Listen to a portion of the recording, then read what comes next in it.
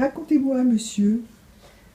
Oui, eh bien, j'ai mis 5 ans pour me décider à prendre rendez-vous avec vous. J'avais gardé votre nom quand je vous avais vu à la télé. Le monsieur qui racontait sa vie ce jour-là m'a fait comme un déclic. C'était ma vie, mes souffrances. Ma vie, elle était totalement bloquée par cette histoire. Il avait trouvé un chirurgien pour résoudre ce problème, mais c'est une démarche très difficile. Je croyais que je n'y arriverais jamais. Vous parlez comme la première fois que vous êtes venu. Vous vous souvenez? Oui, bien sûr.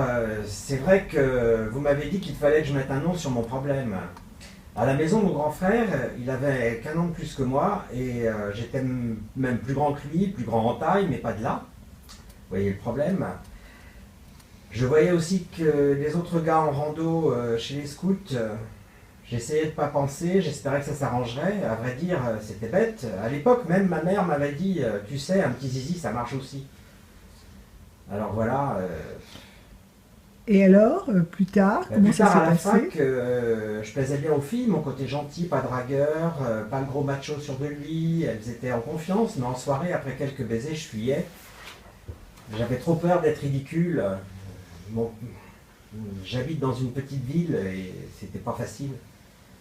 Ma première fille, c'était en boîte en vacances. C'est elle qui m'a plus lâché de la soirée, elle était plus vieille que moi, impossible de me défiler. Quand on s'est retrouvé dans l'intimité, elle a été surprise.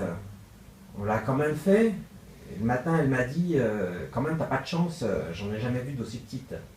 C'est assez terrible à vivre. Et qu'avez-vous fait ensuite dans la vie? Bah, j'ai pris 3 ans avant de retoucher une fille. Je choisissais toujours des jeunes pour qu'elles aient pas trop d'expérience pour comparer. J'attendais des semaines pour y aller. Et je les voyais qu'une fois ou deux. Ensuite, je donnais plus signe de vie.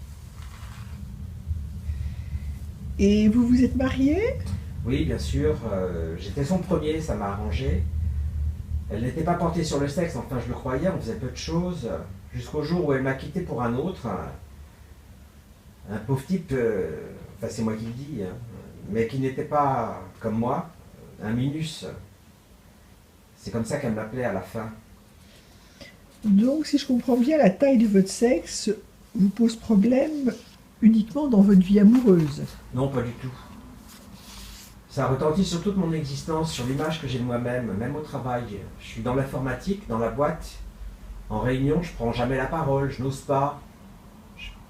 Ça fait 3 ans que je suis en analyse pour l'estime de soi. Je peux pas m'affirmer, pas comme un adulte. J'ai l'impression d'être pas fini.